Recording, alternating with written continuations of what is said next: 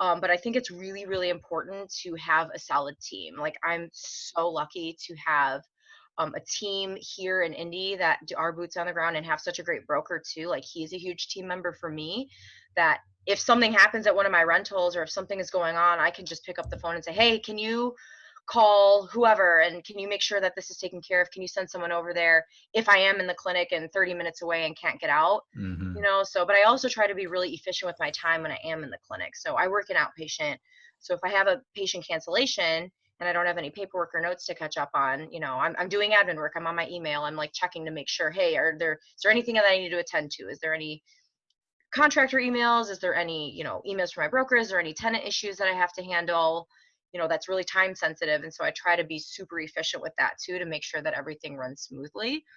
So I think that honestly, if I can do it, anybody can do it. Like I was going through a doctorate program and I mean, there were days I wanted to pull my hair out, but I think, like I said, the most important thing is to stay focused and remember why you're doing this. And because at the end of the day, when you look back, it's like, oh man, like acquiring that 23 unit, oh my gosh, I would give myself so many headaches. It's like try to look at these spreadsheets and underwriting and I'm like, oh my gosh, like what is this? So luckily, like you said, if you have a team help you along with that. And at the end of the day, I was sitting at the closing table. I was like, this is great. Like, oh my gosh, like all those days, it was all worth it. Welcome to the Wealth Through Real Estate Investing podcast, your source for real-world strategies focused on creating long-term wealth, cash flow, and financial freedom through real estate. Through guidance, tips, and stories of highly successful real estate investors and thought leaders, we provide you the tools to succeed and reach the lifestyle you always wanted. And now your host, Dwaine Clarke. Hello and welcome to the Wealth Through Real Estate Investing podcast. This is your host, Dwaine Clarke. And today we have Kimberly Marie. Kimberly is with WAS Investments. She's a real estate investor based out of Indianapolis. Kimberly, how are you doing? And thank you for joining us on the show. Yeah, thanks so much for having me. Appreciate it. Really looking forward to it. I know we had chatted a couple months ago trying to set up a time for an interview. I understand that you're very busy with your career. I understand that you just recently passed your board exams to become a PhD. Congratulations on that. Yes, thank And you. so, yeah, a lot of things that's happening, plus the real estate stuff. So, very looking forward to this conversation. But before we kick things off, if you don't mind, talk a little bit about your background and how you got started in real estate. Yeah, definitely. So, in real estate, I first started in the residential space. I bought my first primary residence, and from there, I just kind of started looking in my area and just noticed what was happening because I happened to buy in a gentrifying area of Indianapolis. And I actually started with flipping homes. So I bought a home that I flipped, like completely gut to the studs, rebuilt it about 5 blocks east of my current home. And because my goals at the time were, okay, I want to get a large lump sum of cash quickly. And so to me, I was like, hey, flipping makes sense. So then from there, I just kind of got a little bit like a couple more flips around that area just to kind of help me control the market. But as I continued that, my goals started to change as I got older. I wanted to get less in the weeds of everything, going over the houses all the time. And, it's a lot of work flipping a house like that, especially the Hmm. flips I was doing, because it was like everything, like gut to the studs, like new mechanicals, new Oh, everything. wow. Yeah. Yeah, new foundation. So as I got older, my goals changed to more passive income. I was like, oh, I'm just going to get a rental, something that, only put a couple grand, maybe 5, 10,000 into it, rent it out, something more passive, not as hands on. And, then after a year of that, I said, well, if I'm doing this much work for a single family home or a duplex, I may as well just buy an apartment complex. So that's where I kind of am now. I'm focused mostly on just multifamily commercial, like larger apartment deals now, just because it's, passive income is the way to go at this point in my life. So it's Absolutely, yes. It's not that you're, doing your other stuff, because I understand, like I said, you just passed your board, become a PhD, so you got a lot of stuff going on. So maybe it's like I don't have as much time or the effort to go and do the fix and flips. When you right. got into the fix and flips, did you have any like formal education, like reading any books or seminars that kind of help, or you just kind of said, "Hey, I'm jumping into it, and I'll figure out while I work it"? Yeah, it was a sink or swim type thing. I just kind of did it. And when I decided to do that, it was right when I decided to go back to get my doctorate. So I Mm. had already paid off all my student loans and I calculated it out. I said, man, how am I going to find like 100 more grand that I'm going to go into debt. How am I going to pay that off? And so that's when I was like, well, I'm just going to flip a house and see how it goes. And so in the beginning, it was rough. Like I was in there knocking down the walls because contractors were pushing me off. Like, oh yeah, another month. I was like, well, then I'll start the demo. Yeah, So yeah. yeah, it was kind of a long transition there, but yeah. Awesome. And as far as transitioning into the multifamily, how many units did you start off, or did you kind of go to kind of a larger scale one? Can you kind of take us through that transition? Yeah, so my first quote unquote multifamily, which was still considered single family residential, was a duplex. And I was like, oh, this is great. I'm doubling my income for pretty much the same price. And then I got another duplex. And so then I was like, well, like, why do I keep buying duplexes? So then my first apartment was 23 units. And it was in an area that I really liked. The numbers looked really good. I walked it and the price was good. And so that was my very first apartment deal, was 23 units. So I'm looking at another one now. There's a 25 I was looking at, and then a 36 I was looking at, but really my goal is to get larger than that. But I still Hmm. have 3 flips that I have going on from before. So I'd like to finish those off, get some cash in hand, and see what I can do from there, but keep walking Awesome. them. Can you take us through your marketplace? Like, how is it kind of from a, me being in Connecticut, I always like doing these interviews because I'm interviewing different investors in different marketplaces and kind of learning about the state, but also the submarkets, which, a lot of investors that have boots on the ground, you doing flips Right. and, buying the duplexes in the 23 unit. Can you talk us about your marketplace? Yeah, so Indianapolis is a really awesome market for investors. They have really strong market fundamentals. Like they have a growing population. There's a lot of rent growth, low vacancy, income growth. Cost of living is relatively low, so it's pretty affordable. And they're also a really big tech hub. So that started Hmm. in, let's see, I think 2013. Salesforce acquired Exact Target, which was $2.5 billion, I think. So Wow. that started making people on the coast look at Indianapolis and say, whoa, that was like a multi-billion-dollar acquisition. And so that was pretty big for Indy. And so from there, there's a ton of job growth and all that type of stuff from the tech hubs. But also, Indy is like the crossroads of America. And so we have the second largest FedEx hub in the world. So it's like a large Mm. distribution hub. So we have all the major highways and it's pretty close to everything. Like it's really easy, drivable wise. So in general, the Indy market is great. Like I've seen nothing but growth here. And I've lived here for about 10 years. I moved from Chicago. And even the last 10 years, I mean, even the last 4 years when I've been living in this neighborhood, like there's been 5 new builds on my street. Like Wow. um, we have Eli Lilly headquarters here, and the city just put, multiple $1 million into there and opened up 99 jobs. And, there's all this development going on around the city. So it's a really, really great area for investors to look at just because, and Indianapolis is kind of known as like a safe, there's not Hmm. really like volatile market here like you might see Exactly. on the coast. So, it's pretty consistent growth. You don't really get many drops or many spikes, but it's really good for investors to look at for sure. And that's key because, people, want stability. Of course, we have our different market cycles, but if you go into these really hypersensitive markets, like on the west side or Arizona or some of those places where you can see a huge amount of appreciation, which is good. But of course, you want kind of like a solid, steady market, and you being in that area there is doing very well. Are you seeing? You had mentioned there was a couple of new builds. Are you seeing a lot more activity from investors coming in there that's driving up a little bit the price per units, or right now it's pretty stable where you can kind of get some good bargains? Yeah, I think there are always bargains to be had, but I think they're getting increasingly more difficult to find just because, there are so many people that are starting to look at Indianapolis and just multifamily in general. I feel like a Hmm. lot of people are starting to transition. So, to me, I think it goes a lot back to your team. Like, I admit I am not the best at finding the deals, but, I work very, very closely with my broker.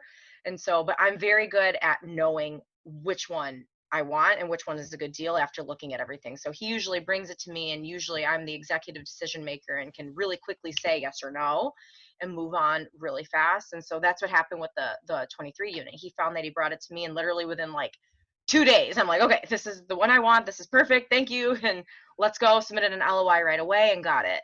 So, Awesome. but I think it's getting increasingly more difficult to find a good deal though. And as far as kind of your business model, are you currently still, are you self-managing or do you have like a third party? I know it's a little bit, not like a very large building, but how is it, how you structure it, especially with your flipping business and also being a doctor as well?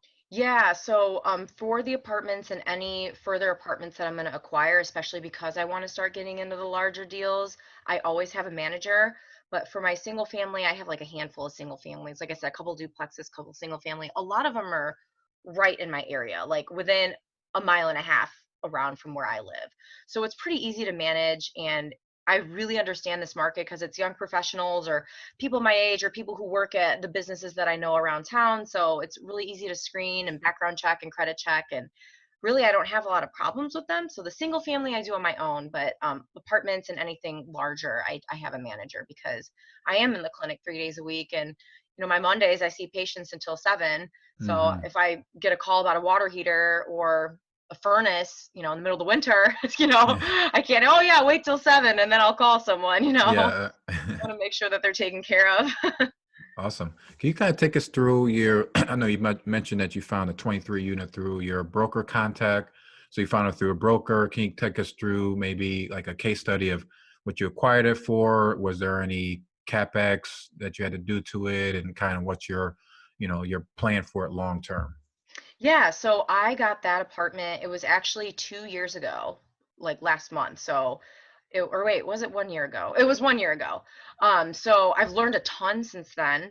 And so when I got it, it was pretty really good deal. I think I only paid like 625 or 645, something around Oh, there, wow.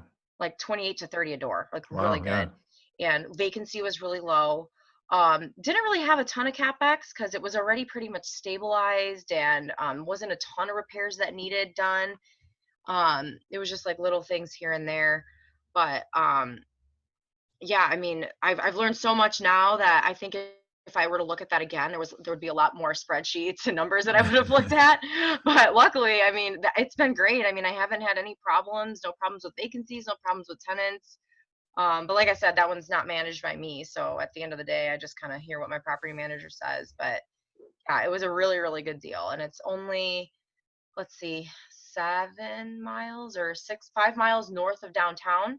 Mm, So it's right between, so downtown Indy, and then north of there is a neighborhood called Broad Ripple, where you have a lot of like college kids and, Butler campus and Marion campus, like different colleges. They all like to go out in Broad Ripple. And so it's like right in between there. And Indy just recently built this electric bus system called the Red Line, which mm. connects basically south of me, downtown, University of Indianapolis, all the way up to Broad Ripple. Wow. So now people don't even have to drive, they don't have to park. So it's in an area I really like. I've noticed the single families have been changing in that area too. So I got really lucky with that one, to be honest. Awesome. Awesome. And then kind of what's your kind of, is that more of like, I'm going to hold that one for a little bit long, or you kind of like going to see where the market is, sell it, and maybe, use that to kind of upgrade to your larger portfolio of properties? Yeah. Yeah. When I bought it, I was still going through the doctorate program. So I knew that I was going to quit my job and had 6 months of no income. So it was my goal to get enough passive income to replace my salary. Mm, So that was the goal of that building. And now, since it's been going so well, I would really just like to push the rents, increase the value, and either refinance in a couple years or exit and see if I can, just 1031 it right into a bigger building. So but for right awesome. now, it really hasn't been giving me problems, and I feel like we're slowly increasing rents, slowly increasing the demographic, of the tenant in there, Hmm. improving just curb appeal, little things like that. So, because I don't want to shake the tree and, you know, Exactly. Yeah. Yeah. Just keep yeah, it going.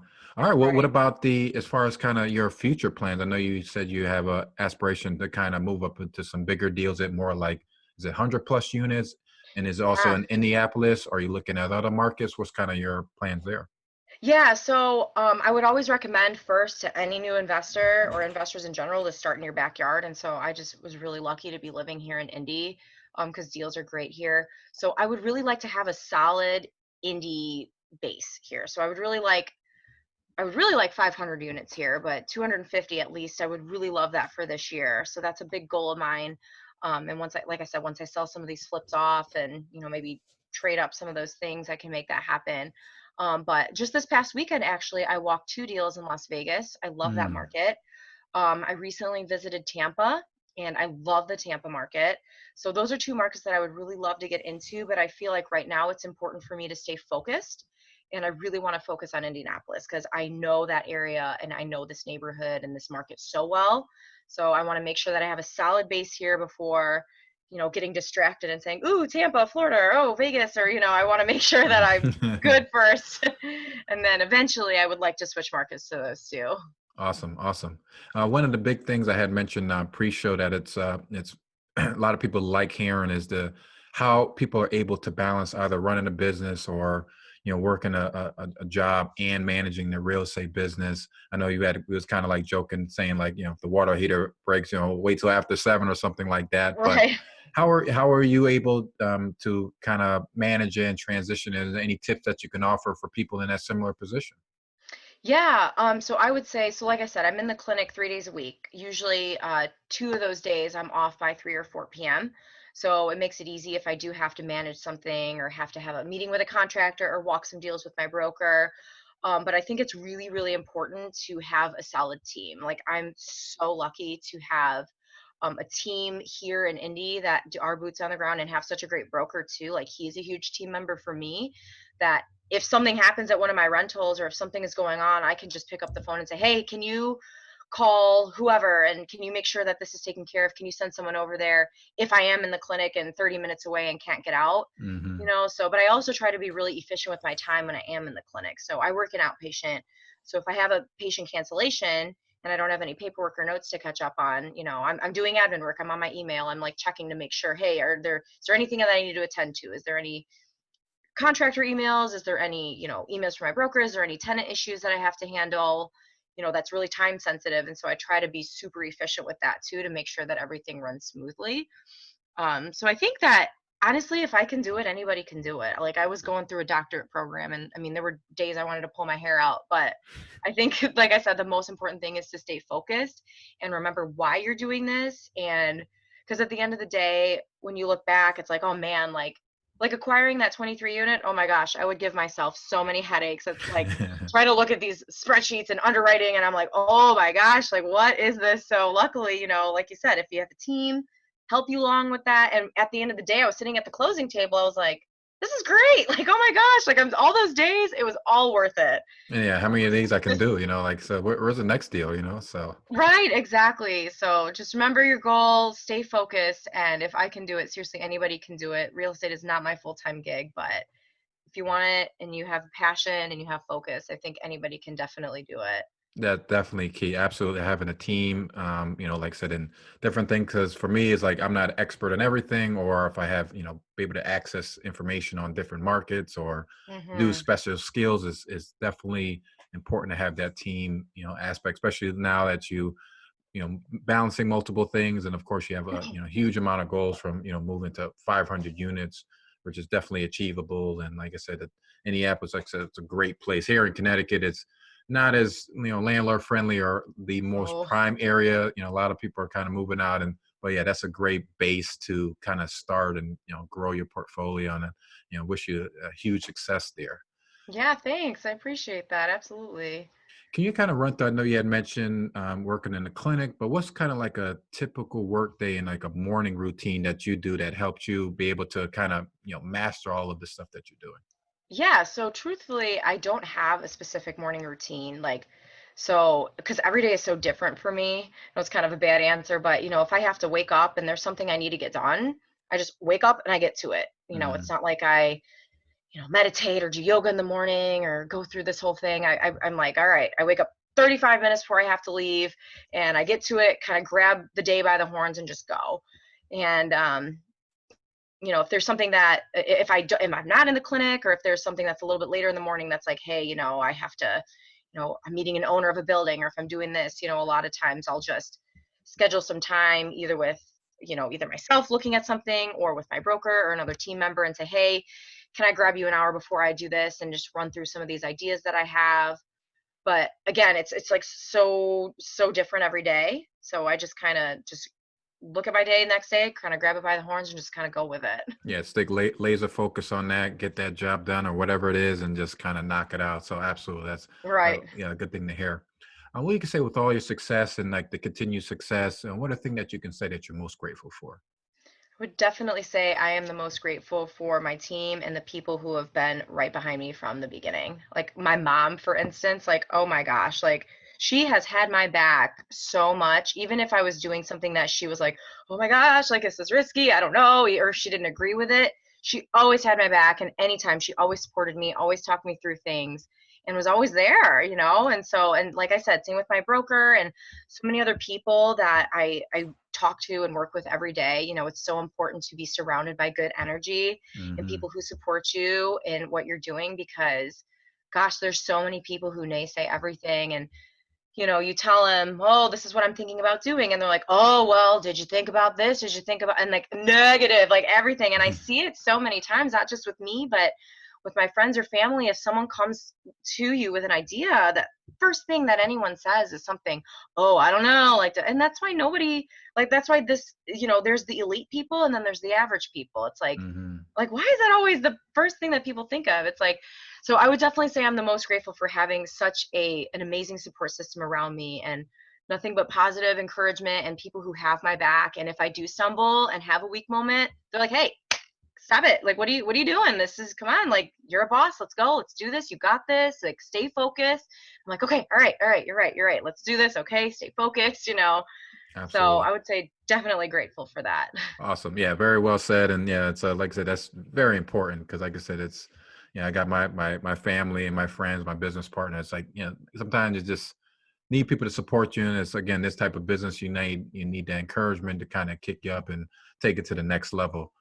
Kimberly, Yeah. it was pleasure to speak with you. It was an awesome interview. Love learning about your business model, what you're doing out there in your marketplace, and kind of like your future goals and all of the stuff you're doing, all the success. So, continued success. Love to be follow with you at some point to see how you keep progressing, and also to kind of give us some more tips and stuff that you're learning along the way to help our listeners out and help them into their real estate investing business. I really appreciate you taking the time with us, and we'll look forward to connecting with you again soon. Oh, but before Yeah. we leave, would you mind sharing with us how do we get in contact with you and make sure to keep put it in our show notes as well? Yeah, definitely. You can email me, kim@reddoorrenovation.com, or you can follow me on social media. My flipping Instagram for my business is at Red Door Renovation, and my personal is at underscore Kimberly underscore Marie. Awesome. Yeah, we'll make sure to put that in our newsletter. We'll put in our show notes. And again, reach out anyone that's in that market or want to just kind of have a conversation, talk about investing, talk about the Indianapolis market. Reach out to Kimberly. Thank you so much again, and look forward to connecting with you again soon. Definitely. Thank you so much. All right, take care. Thanks for joining us on this episode